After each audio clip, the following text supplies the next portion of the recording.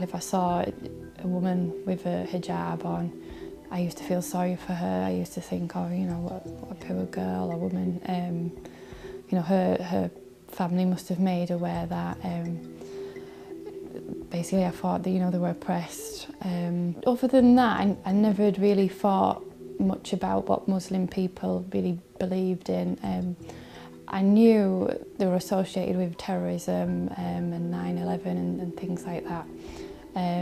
But I never really, you know, took much notice. And then when I was in college, sort of 16, 17, I became quite good friends with a girl. She was originally from Sudan, but she was Muslim, and she was just one of the nicest people I'd ever met. She was so open, honest, and then I got another surprise when I went to a house, because I used to stay over there quite a lot, and her mum used to treat me as if I was another daughter, just one of the family. Even her sisters, and I think she had one brother, they were all the same, really warm, welcoming. So even though at this point I was introduced to a Muslim family, I still didn't really take much notice of the actual religion. I didn't think, oh yeah, Islam is something I need to look into further. But looking back now, I remember being, you know, very impressed.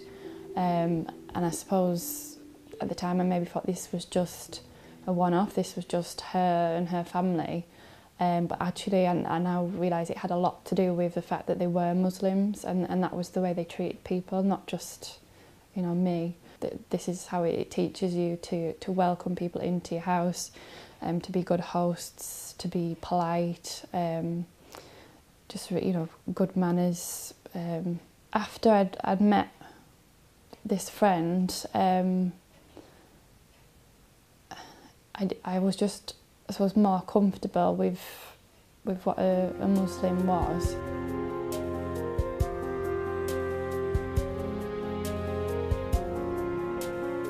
When I was at university, I actually got friendly with someone from Saudi Arabia, and they found out that I had been brought up with a Christian background. I knew quite a lot about the Bible and things, so they actually started to really ask me a lot of questions about, I suppose, what was the same in Christianity and Islam and what was different. So through those conversations, I started to learn a lot about Islam without really realising it at first. And I don't think he ever actually intended to sort of preach to me and, you know, make me revert. And even just simple things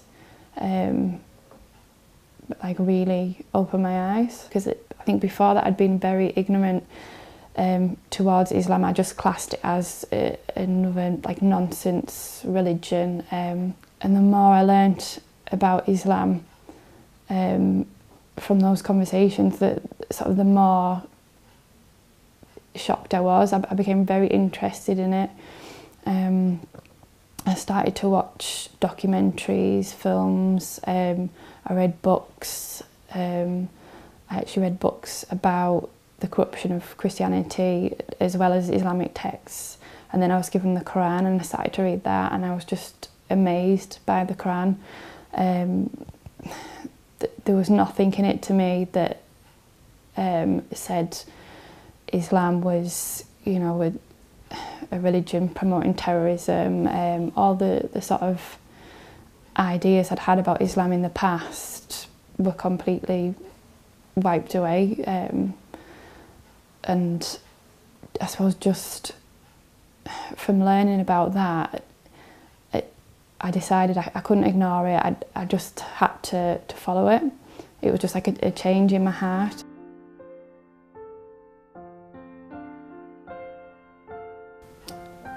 When I started to learn about Islam, I realised then that everything was for a reason, everything had answers. What we have planned is not necessarily what Allah has planned for us, and in fact you often learn in the future things have worked out for the best. So I think I must have reverted, I think it was about the end of 2004, 2005.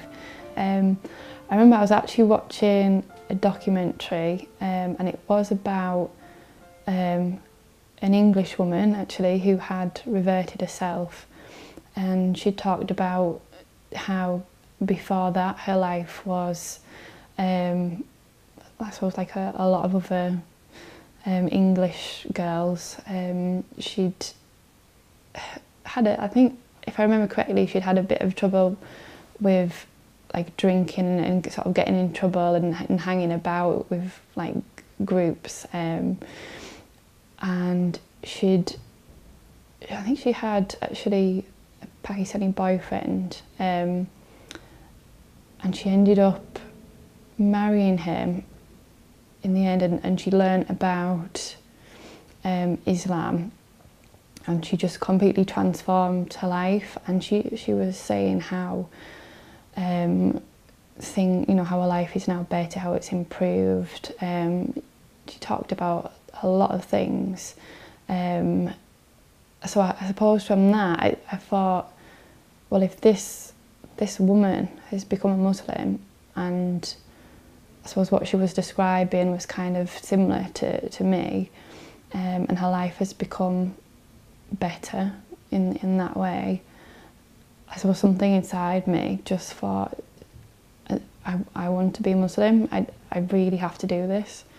And that's when I started to tell like friends and a few people around me. Some of them were quite dismissive, as if, oh, like really, is this not just like a little fad? They didn't exactly, but I think they kind of, well, if you are genuine, that's nice, but the Saudi friend, he was over the moon. I think he was shocked, but yeah, he was over the moon. He encouraged me, but then another friend actually put me off and said, oh, you couldn't do that, you wouldn't be able to pray 5 times a day, you won't be able to stop drinking, your family will never accept it. He wasn't practicing, and he was like, if I can't do it, you certainly can't do it, sort of thing. It just kind of made me feel like, well, if he can react like that, how many other people are going to react like that? Because like we know that just because somebody is a Muslim, it doesn't necessarily mean they are a good person. They might call themselves a Muslim, so I was a bit worried about maybe going to see an imam or someone in the mosque and getting told to get lost or something. I mean, the chance of that happening is obviously very, very slight, but that I was still a bit worried about getting accepted, I suppose, by other Muslims, as well as non-Muslim people.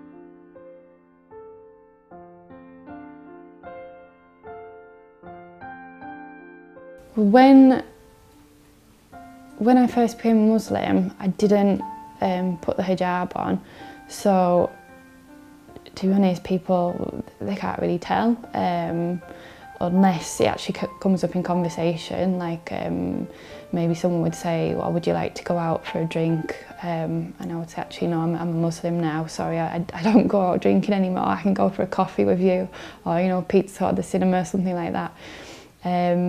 And I actually found a lot of people then wouldn't bother with me. It's kind of like, oh, well, if you're not going to come out and get drunk with us, then we don't really want to meet up with you anyway. So that was a bit hard to deal with. So a lot of friends I'd had in the past all of a sudden were not interested in me anymore. I suppose even sort of people at work, after work, they'd all be saying, oh, we're going to the pub for a drink, and obviously I wouldn't be included in that. So that was sometimes, made you feel a bit lonely, a bit left out. When I did actually start to wear the hijab, I felt like people at work didn't really have a problem with it, or at least not to my face. I think because of my job, they then know, oh well she's like an educated woman.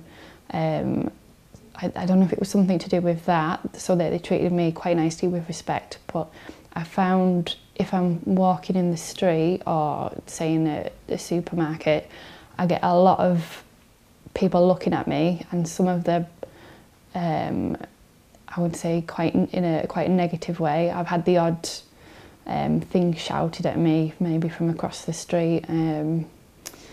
So that kind of puts you off a little bit. Doesn't make you feel quite comfortable. But it depends where I am. If I'm in my local town, no matter what, people always stare. I would say most people are pleasant. I say there's the odd one or two that will shout things. But if I go sort of 20 minutes away into Middlesbrough, which does have quite a large Muslim population, it's completely different. If I walk down the street, nobody even blinks an eye if I've got my hijab on, which is lovely. You just fit in, so that's quite nice.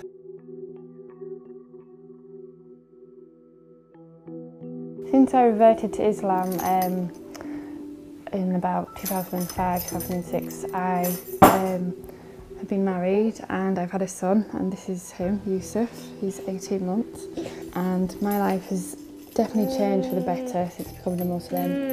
I have much more focus in my life, and a lot of that is due to being guided from the Quran.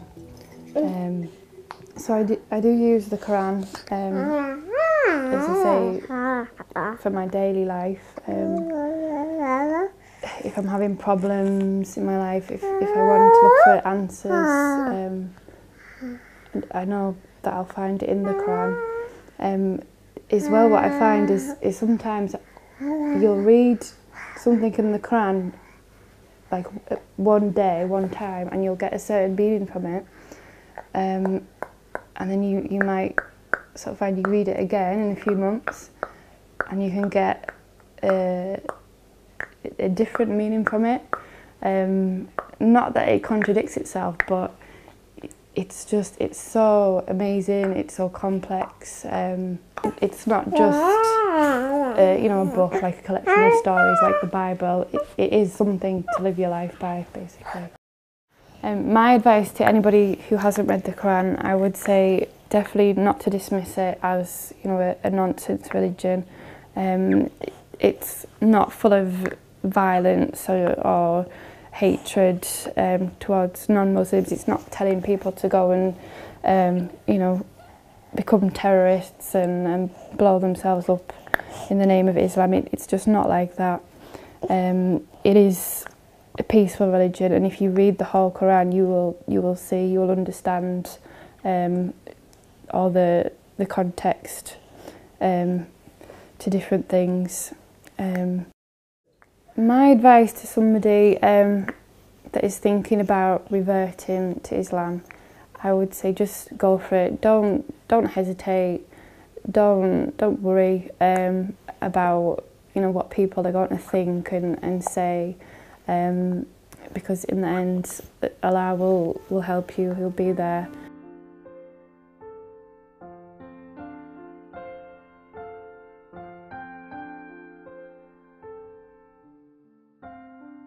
Islam to me is, it's like a way of life. I feel like it's something you can't ignore. Once you've learnt about Islam, you can't just go back to the normal way of living, because it just doesn't make sense anymore. So there's so many things that I get from being a Muslim. I get like a sense of peace in my life, comfort. Any sort of questions that you have about your life, you can open the Quran and you will find answers. It just takes away all that sort of doubt about why we're here, how we should live our lives. So Islam is really the answer to all the questions.